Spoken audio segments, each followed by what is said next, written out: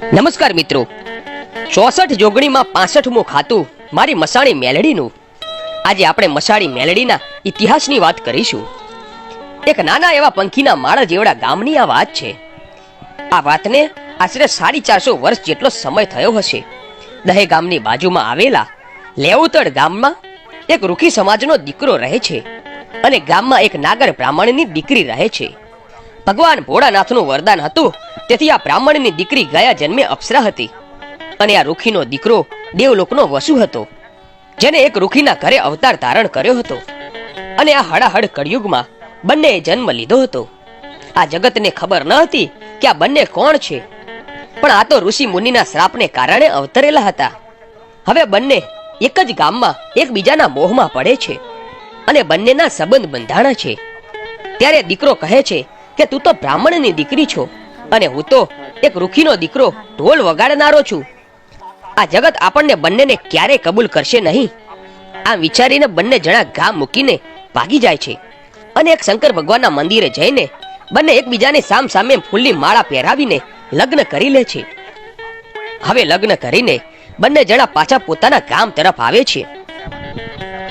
ત્યારે આ દીકરી કહે છે કે અરે સ્વામિનાથ, આપણી ઓળખ તમને યાદ છે કે હું સ્વર્ગની પુતળી છું અને તમે એક વસુ છો. આ તો ઋષિ મુનિના શ્રાપને લીધે આપણે આ ધરતી ઉપર અવતાર ધારણ કર્યો છે. હું તો ઇન્દ્રના દરબારમાંથી આવું છું. આ જગત આપણને ઓળખતું નથી, પણ આ ગામને આપણે સાબિતી આપવી છે કે આપણે કોણ છીએ. હવે એક નદી આવે છે અને ત્યાં નદીને કાંઠે બંને ઊભા રહી જાય છે. દીકરીના ગળામાં વરમાળા છે, માથે મોડિયો છે, હાથે મીંડોળ બાંધેલો છે, પાનેતર પહેરેલું છે અને રૂપરૂપનો અંબાર એવી આ સ્વર્ગની અપ્સરા ધરતી ઉપર અવતાર ધારણ કરીને નદીની કાંઠે ઊભી છે અને પોતાના પતિને કહે છે કે હવે તમે ગામમાં જાઓ અને ગામમાં જઈને મુખીને કહો કે અમે લગ્ન કરી લીધા છે. હવે અમારા સત તમારે જોવા હોય તો ઢોલ વગાડતા વગાડતા નદીને સામે કાંઠે આવો અને અમારા સામૈયા કરો. હું પછી ત્યાં તમને સત બતાવીશ. આટલું જઈને તમે મુખીને કહો. પછી તો આ રૂખીનો દીકરો ગામમાં આવીને ગામ લોકો અને મુખીને વાત કરે છે કે આવી રીતે મેં બ્રાહ્મણની દીકરી સાથે લગ્ન કર્યા છે અને આ બ્રાહ્મણની દીકરી નદી કાંઠે ઊભી છે અને ગામ લોકો તમે વાંચતે ગાજતે સામૈયા કરો. બ્રાહ્મણની દીકરી અમારા સત તમને ત્યાં બતાવશે. હવે આખું ગામ ભેગું થઈને નદી કાંઠે આવે છે. ઢોલ વાગે છે અને બંને વરઘડિયા ઊભા છે. છેડા છેડી બંધાયેલી છે.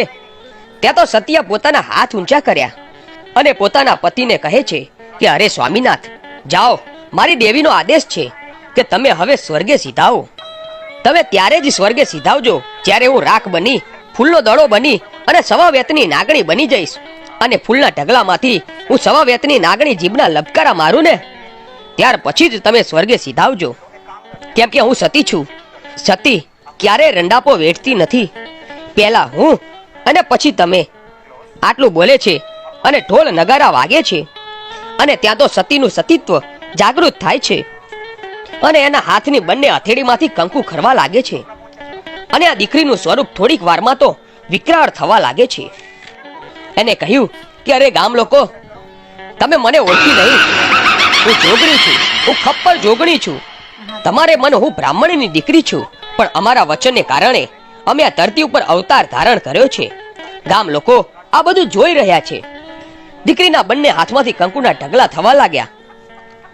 પછી તેના શરીરમાંથી અગન જ્વાળા પ્રગટ થઈ અને શરીર બળીને રાખ થઈ ગયું અને એ રાખ ફૂલનો ઢગલો થઈ ગયો અને ફૂલના ઢગલામાંથી સવા વેતની નાગણી બહાર નીકળે છે અને પૂંછડી ઉપર ઊભી રહીને જીભના લબકારા મારે છે અને એના સ્વામીના સામે જોઈને કહે છે, અરે સ્વામિનાથ, જાઓ, તમારે હવે ધરતી ઉપરથી વિદાય લેવાનો સમય થઈ ગયો છે. તમારે સ્વર્ગના તેડા આવ્યા છે. આટલું બોલે છે ત્યાં તો રૂખીનો દીકરાનું શરીર પણ ફૂલનો ઢગલો બની ગયું. હવે ગામ લોકોનો પસ્તાવાનો પાર રહ્યો નહીં. ગામ લોકો આ દીકરી પાસે જઈને માફી માગે છે અને કહે છે કે ખમા કર માડી, ખમા કર, અમારી ભૂલ થઈ ગઈ, અમને માફ કરી દો. ત્યારે સવા વેતની નાગણીને વાચા ફૂટે છે અને કહે છે, ખમ્મા છે મારી વસ્તીને ખમ્મા. હું તો નદીના કાંઠે અહીં બેઠી છું. જાઓ, મને મસાણી માતા તરીકે મને ઓળખજો. આ જગતમાં 64 જોગણી છે, પણ આ 64 જોગણીમાં 65મું ખાતું હું મસાણી મેલડી તરીકે આ જગતમાં પૂજાઈશ. હવે અહીં મારા બેસણા કરો અને મારા સવા મણના તાવા કરો. હું સવા મણને તાવે રમવા આવીશ. આટલું કહી માં અંતર ધ્યાન થઈ ગયા. તો મિત્રો આ હતો મસાણીની મેલડી માનો ઇતિહાસ. મિત્રો આવા જ વિડીયો જોવા માટે આજે જ અમારી આ ચેનલ A1 ગુજરાતીને સબસ્ક્રાઇબ કરો. ધન્યવાદ.